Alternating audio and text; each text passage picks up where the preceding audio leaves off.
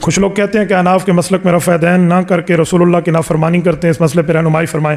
یعنی حضور پاک کی نافرمانی ہے رفع دین نہ کرنا؟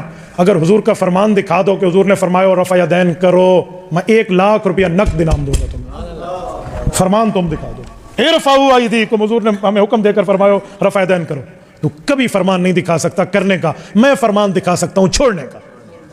صحیح مسلم جلد نمبر 1 صفحہ نمبر 181 کتاب الصلاۃ، حضرت جابر ابن سمرہ فرماتے ہیں خرج رسول اللہ صلی اللہ علیہ وسلم وکنا صلینا، حضور پاک تشریف لائے، ہم نماز پڑھ رہے تھے، حضور پاک نے فرمایا مالی اراکم رافعی ایدیکم کانہا اذناب خیل شمس اسکنوا فی الصلاۃ، کہ یہ تم شریر گھوڑوں کی طرح دم ہلا رہے ہو، نماز میں رفع دین نہ کرنا، سکون سے نماز پڑھنا۔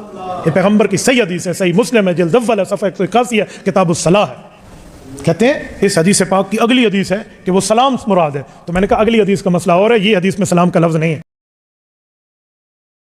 ہم رفع الیدین کی حدیثیں بیان کر رہے ہوتے ہیں، یہ کہتے ہیں جی وہ پھر کیوں کیا جاتا ہے کہ بت رکھ کے آندے سن، اور سرکار کو پتہ نہیں، سانوں نہیں پتا کیوں کیا جاتا ہے، اور بیان کرنے والے بھی ان ناسکے نے۔ جب سے ہم نے کہا کہ کوئی جھوٹی حدیث سنا دیں، ضعیف چھوڑ دیں، جھوٹی حدیث کسی کتاب میں لکھی ہو کہ بڑی بڑی گھڑی ہوئی حدیثیں کون سی ہیں، لیکن یہ بغلوں میں بت رکھنے والی تو کوئی گھڑی ہوئی حدیث بھی نہیں ہے، اور پبلک کے اندر مشہور ہے۔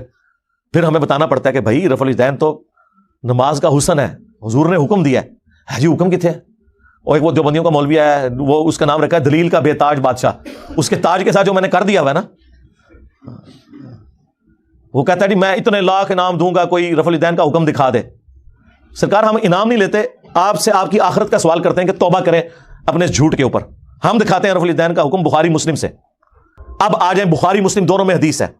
مالک بن حویرث کہتے ہیں رضی اللہ تعالیٰ عنہ علیہ السلام، ہم چند نوجوان تھے، 20 دن کے لیے حضور کے پاس گئے، مہمان بن گئے، حضور کی وفات سے 1.5 سال پہلے غزوہ تبوک کے موقع پر مسجد نبوی میں ٹھہرے 20 دن تک، آپ کے صبح شام آبزرو کیے۔ جب حضور نے دیکھا نا کہ اب ہمیں گھر کی یاد ستا رہی ہے، تو اچھے ٹیچر کی یہی نشانی ہے کہ اس سے پہلے کہ کوئی اکتا جائے خود ہی اسے بھیج دیا جائے۔ آج تو آپ کہتے ہیں نا حضور میں آپ کے زمانے میں ہوتا تو ہر وقت آپ کو وضو کرواتا رہتا، ایسا نہیں ہوتا، دنیا میں ایسے نہیں معاملات چلتے۔ تو وہ کہتے ہیں ہمیں اپنے ماں باپ یاد آنا شروع ہو گئے، تو حضور نے جب یہ دیکھا نا کہ اب یہ ان کا انٹرسٹ لوز ہو رہا ہے، تو آپ نے کہا کہ سب کو اکٹھا کر کے کہا کہ اب اپنے گاؤں ایریا میں واپس چلے جاؤ۔ جب جانا تو جب نماز کا ٹائم ہو تو تم نے مجھے 5 وقت نماز پڑھتے ہوئے دیکھا ہے، ان اوقات میں تم نے نماز پڑھنی ہے۔ ایک بندہ اذان دے گا جو زیادہ قرآن جانتا ہے اور عمر میں بھی بڑا ہو، وہ تمہاری امامت کروائے، اور صلو کما رأیتمونی اصلی، اور نماز تم نے ویسے پڑھنی ہے جس طرح مجھے تم نے نماز پڑھتے ہوئے دیکھا ہے۔ کلیئر ہو گیا؟ یہ جملہ آپ کسی انٹرنیشنل عدالت میں بھی لے جائیں تو وہ آپ کے علماء کی جہالت کے اوپر ہنسیں گے کہ اس کے بعد رسول اللہ کو یہ کہنے کی ضرورت ہے کہ جب نماز شروع کرنا تو ہاتھ کانوں تک اٹھانا، جب رکوع میں جانا تو ہاتھ کانوں تک اٹھانا، جب رکوع سے سر اٹھانا تو ہاتھ کانوں تک اٹھانا، سبحان ربی العظیم رکوع میں پڑھنا، سبحان ربی الاعلیٰ سجدے میں پڑھنا، فجر کے 2 فرض پڑھنا، زور کے، یہ سارا کچھ آپ کو کہنے کی ضرورت ہے جو لوگ 20 دن سے حضور کو دیکھ رہے ہیں۔ اس کے بعد صرف ایک ہماری ذمہ داری ہے کہ جس شخص کو حضور نے یہ کہا نا تم نے نماز ویسے اسٹیبلش کرنی ہے جس طرح مجھے تم نے دیکھا ہے، ہم اس شخص سے یہ بتا دیں کہ حضور کو نماز پڑھتے ہوئے اس نے کیسے دیکھا ہے، پھر کام ختم ہو گیا نا۔ رفع الیدین کا حکم آ جائے گا نا بیچ میں، جب آپ نے کہا تم نے نماز اس طرح پڑھنی ہے جس طرح مجھے پڑھتے ہوئے دیکھا، جوامع کلمات ہو گئے۔ تو سرکار مالک بن حویرث سے پوچھ لیں، بخاری مسلم دونوں میں موجود ہے کہ مالک بن حویرث رضی اللہ تعالیٰ عنہ کہتے ہیں کہ جب نبی علیہ السلام نماز شروع کرتے تو دونوں ہاتھ کانوں تک اٹھاتے۔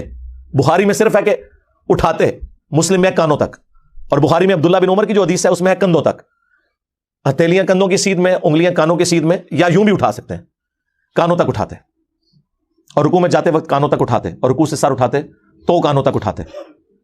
مالک بن حویرث خود نماز کا طریقہ سکھا رہے ہیں، بلکہ بخاری میں الفاظ ہیں، وہ کہتے ہیں نماز کا میرا ارادہ نہیں تھا، میں تمہیں نماز سکھانے کے لیے بتا رہا ہوں کہ میں نے نبی علیہ السلام کو اس طرح نماز پڑھتے ہوئے دیکھا ہے رفع الیدین کے ساتھ۔ اور ایون بخاری میں جلسہ استراحت آیا ہے کہ مالک بن حویرث پہلی اور تیسری رکعت میں اس وقت تک نہیں کھڑے ہوتے تھے دوسری اور چوتھی رکعت کے لیے جب تک بیٹھ نہ جائیں دوسرا سجدہ کر کے بھی۔ ویسے تو الگ سے بھی بخاری میں حکم ہے، نبی علیہ السلام نے ایک تیزی سے صحابی کو نماز پڑھتے ہوئے دیکھا تو فرمایا دوبارہ پڑھو، تم نے نماز نہیں پڑھی۔ 3 دفعہ ہوا تو چوتھی دفعہ آپ نے جب اس کو نماز کا طریقہ سکھایا تو اس میں آپ نے فرمایا پوری تفصیل کے ساتھ ہے، جب آپ سجدے پہ پہنچے فرمایا پہلا سجدہ کرو پھر سکون سے بیٹھ جاؤ، پھر دوسرا سجدہ کرو پھر سکون سے بیٹھو، اور پھر اگلی رکعت کے لیے کھڑے ہو۔ اس میں جلسہ استراحت کا ذکر موجود ہے۔ مالک بن حویرث کہتے ہیں میرا ارادہ نہیں تھا، میں صرف نماز سکھانے کے لیے تمہیں بتا رہا ہوں۔ اور مالک بن حویرث وہ ہیں جو حضور کی وفات سے 1.5 سال پہلے مسلمان ہوئے ہیں، اور آپ کو جو بندی بریلوی حنفی کہانی کرا رہے ہیں جی مکے میں رفع الیدین ہوتا تھا، مدینے میں منع ہو گیا، اور رفع الیدین کے جتنے راوی ہیں نا میجورٹی وہ ہیں جو فتح مکہ کے بعد مسلمان ہوئے ہیں، ہجرت مدینہ نہیں، فتح مکہ کے بعد 8 ہجری کے بعد۔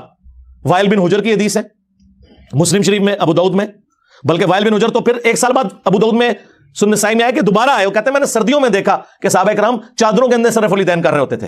اس سے یہ بھی مسئلہ پتہ چل گیا کہ چادر کے لیے ہاتھ باہر نکالنے کی ضرورت نہیں، اندر سے بھی رفع الیدین ہو سکتا ہے۔ 8 ہجری میں بندہ مسلمان ہو رہا ہے، 9 ہجری میں وہ دوبارہ سردیوں کے موسم میں حضور کی نماز دیکھنے کے لیے آیا مدینہ شریف، اور رفع الیدین سے پڑھتے ہوئے دیکھ رہا ہے۔ تو منسوخ کس ٹائم ہوا ہے؟ کوئی نہیں ہوا سرکار۔ سنی اور شیعہ دونوں قائل ہیں رکوع میں جاتے وقت، رکوع سے اٹھتے وقت، اور تیسری رکعت سے اٹھتے وقت رفع الیدین کرنے کے اوپر۔ یہ دلیل کے بے تاج بادشاہ جو ہے نا، ان کے تاج کی حقیقت یہ ہے جو میں آپ کو بتا رہا ہوں، یہ لوگوں کا علمی لیول ہے۔ جی رفع الیدین کا حکم دکھائیں، جی دکھا دیا۔ اب آپ کے پاس قیامت تک ٹائم ہے کہ آپ نے بتانا ہے کہ مالک بن حویرث نے یہ جو نعوذ باللہ غلط نماز سکھائی، کب انہوں نے توبہ کی ہے غلط نماز سکھانے سے، یہ ذرا آپ نے بتانا ہے۔ ابو حمید سعدی کی حدیث بخاری میں بھی ہے اور تفصیل کے ساتھ جامعہ ترمذی اور سنن نبی داؤد میں ہے۔ 10 صحابہ کی موجودگی میں انہوں نے نماز کا طریقہ جب سکھایا تو باقی 10 لوگوں نے کہا کہ آپ تو بالکل اینڈ پہ مسلمان ہوئے ہیں۔ انہوں نے کہا کہ اس میں کوئی لڑائی جھگڑے والی بات نہیں، میں تمہارے سامنے نماز پڑھتا ہوں، اگر میں غلطی کروں مجھے بتا دینا۔ تو انہوں نے 10 صحابہ کی موجودگی میں نماز پڑھی۔ اس سے یہ بھی ثابت ہو گیا کہ وہ شخص نماز کا طریقہ بیان کر رہا تھا جو اینڈ پہ مسلمان ہوا، اور باقی صحابہ کہہ رہے ہیں تو بالکل آخر میں آیا۔ اور پھر جب وہ نماز کا طریقہ بتا چکے تو 10 نے بیک زبان کہا کہ آپ نے بالکل صحیح نماز پڑھی، رسول اللہ اسی طرح نماز پڑھا کرتے تھے۔ مراد یہ کہ حضور کی وفات کے بعد ذکر ہو رہا ہے۔